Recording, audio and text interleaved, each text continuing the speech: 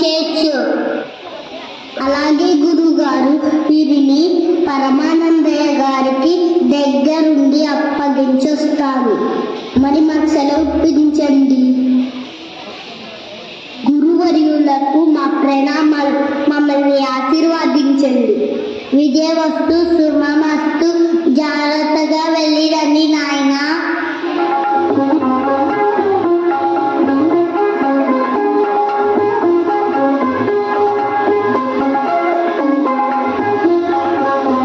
చిన్న గురుగారు, ఇలా మనం ఎంత దూరం నడవాలి? కాస్తంత దూరమే నాయనా. మనం విజయదుర్గం వరకు వెళ్ళాలి. ఇది క్రూర మృగాలు సంచరించు కీకారణ్యం. ఒకరి వెంట ఒకరుగా జాగ్రత్తగా నడవండి నాయనా. అలాగే గురుగారు.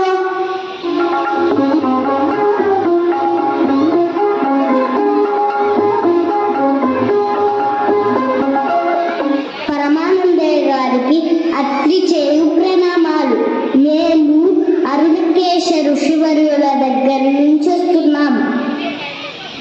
మునికుమారులకు పరమానందయ్య ఆశీస్సులు. మీరు మా వద్దకు వచ్చిన పనేంటో చెప్పండి. వీరిని దేవకన్య చిత్రలేఖ బుద్ధిహీనులు కమ్మని క్షేపించింది. శాపగ్రస్తులైన వీరికి విద్యాబుద్ధులు చెప్పి మంచివారుగా తీర్చిదిద్దాలని, అందుకు మీరే సమర్థులని మా గురుదేవులు మీకు అప్పగించి రమ్మన్నారు. మంచిది ఆయన.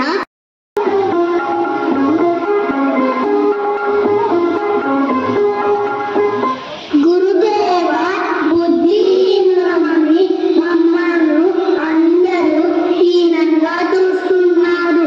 మీరే మాకు విద్యా బుద్ధులు నేర్పించి బుద్ధిమంతులుగా మార్చాలి గురుదేవా.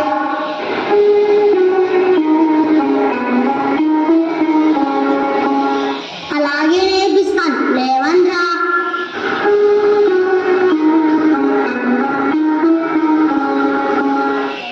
బలని గురుగా ఒప్పుకున్నారు. అయితే మనం ఈ రోజు నుండి వారి శిష్యులు అయిపోయామన్నమాటే కదా? అన్నమాట ఏందిరా? ఉన్నమాటే. అయితే మనము ఈ రోజు నుండి గురువు గారికి సేవలన్నీ మనమే చేయాలి కదా? అవునా మొద్దు? అక్కడ గురువు గారు చాలా సేపటి నుంచి నిలబడుతూనే ఉన్నాడు. గురువు గారిని మా ముందు ఇంటికి పిలుచుకొని వెళ్దాం. పదండిరా. పదండిరా, పదండి.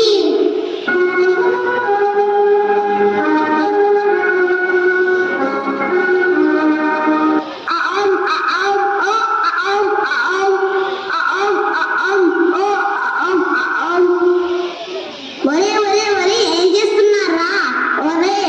ఏం చేస్తున్నారా? వదలండి. ఈ రోజు నుండి మిమ్మల్ని కాలు కింద పెట్టకుండా చూసుకుంటాం గురువు గారు. ముందు వదలండి. మీ మొరటి పనులతో నా కాళ్ళు విరిగితే నిజంగానే కింద పెట్టలేను. వదలండి.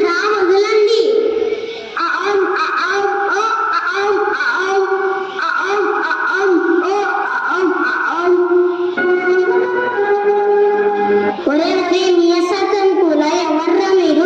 ఎందుకలా ఆయన్ని మోసుకొస్తున్నారు? చెప్పండి. ఒరే గులపత్నిలా అందరినీ